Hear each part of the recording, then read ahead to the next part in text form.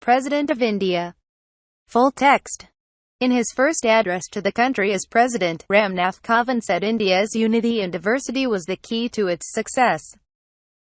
Nath Kovind was today sworn in as the 14th President of India by Chief Justice of India J.S. Khair in the Central Hall of Parliament. Addressing the Parliament, President Kovind said India is diverse yet a united country and that is the key to its success. Mr. Kovind is the second Dalit to be elected president after K.R. Narayan. I will stand by and represent all 125 crore fellow Indians. I understand the massive responsibility that this is. Former presidents, from Rajendra Prasad to Pranab Mukherjee, all have been great leaders. I hope to live up to that greatness, he said. Below is the full text of President Nath Kovind's speech. 1. Respected Shri Pranab Mukherjee ji, Shri Hamid Ansari ji, Shri Narendra Modi ji, Shrimati Sumitra Mahajan ji, Shri Justice J. S. Khair ji. Excellencies, honorable members of Parliament, ladies and gentlemen, and fellow citizens, I thank you for electing me to the responsibility of the President of India, and I enter this office with all humility. Coming here to Central Hall has brought back so many memories. I have been a member of Parliament and here, in this very Central Hall, have had discussions with many of you. Often we agreed, sometimes we disagreed. But we learned to respect each other. And that is the beauty of democracy. I grew up in a mud house, in a small village. My journey has been a long one, and yet this journey is hardly mine alone. It is so telling of our nation and our society also.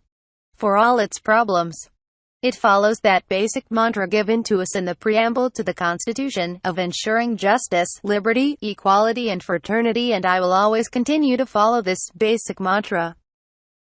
I bow to the 125 crore citizens of this great nation and promise to stay true to the trust they have bestowed on me. I am conscious I am following in the footsteps of stalwarts such as Dr.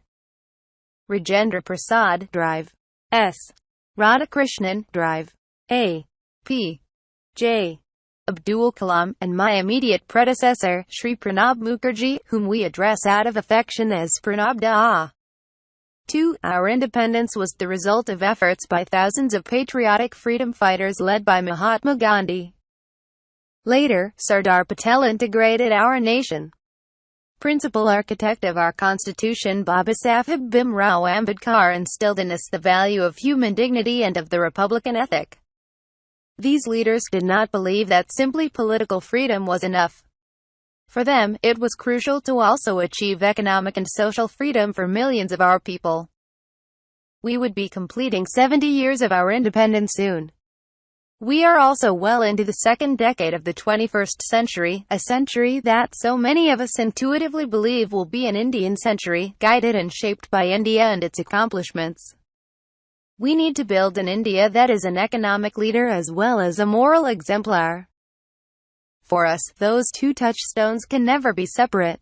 They are and must forever be linked. The key to India's success is its diversity. Our diversity is the core that makes us so unique. In this land we find a mix of states and regions, religions, languages, cultures, lifestyles and much more. We are so different and yet so similar and united. The India of the 21st century will be one that is in conformity with our ancient values as well as compliant with the Fourth Industrial Revolution. There is no dichotomy there, no question of choice.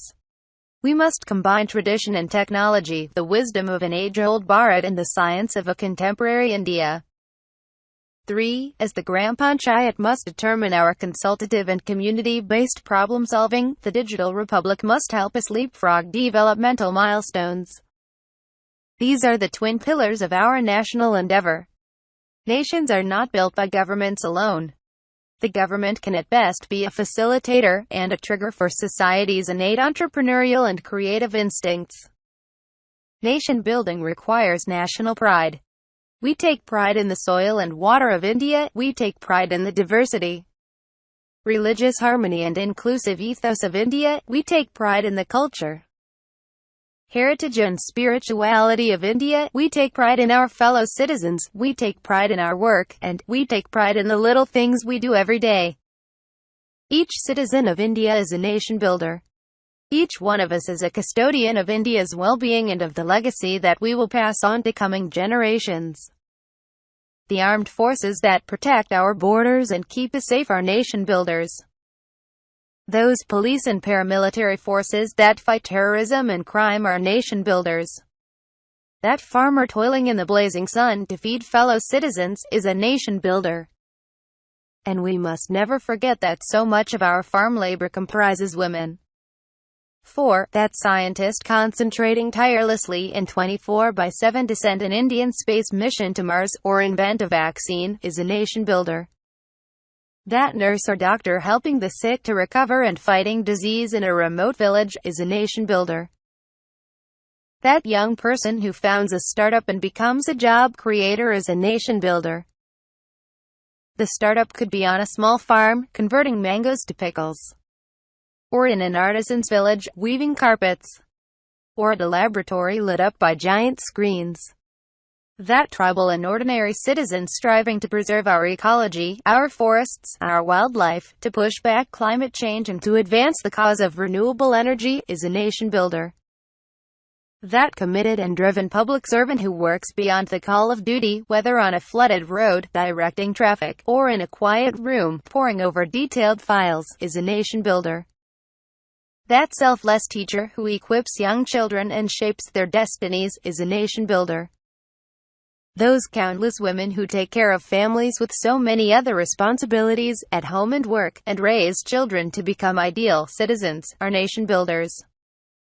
People elect their representatives from the Gram Panchayat to Parliament. They vest their will and hopes in these representatives. 5. The people's representatives devote their lives to the service of nation. But our endeavors are not for ourselves alone. Down the ages, India has believed in the philosophy of the Sudhaiva Kutumbakam, the world is my family. It is appropriate that the land of Lord Buddha should lead the world in its search for peace, tranquility and ecological balance. India's voice counts in today's world. The entire planet is drawn to Indian culture and soft power. The global community looks to us for solutions to international problems, whether terrorism, money laundering or climate change. In a globalized world, our responsibilities are also global. This links us to our global family, our friends and partners abroad, and our diaspora, that contributes in so many ways across the world. It brings us to the support of other nations, whether by extending the umbrella of the International Solar Alliance or being first responders following natural disasters. We have achieved a lot as a nation, but the effort to do more, to do better and to do faster should be relentless. This is especially so as we approach the 75th year of our independence in 2022. What must also bother us is our ability to enhance access and opportunity for the last person and the last girl child from an underprivileged family, if I may put it so. In the last house in the last village. This must include a quick, affordable justice delivery system in all judicial forums. 6. The citizens of this country are the real source of strength to me. I am confident that they will continue to give me the energy to serve the nation. We need to sculpt a robust, high-growth economy, an educated, ethical and shared community, and an egalitarian society, as envisioned by Mahatma Gandhi and Deen Dayal Upadhyay ji.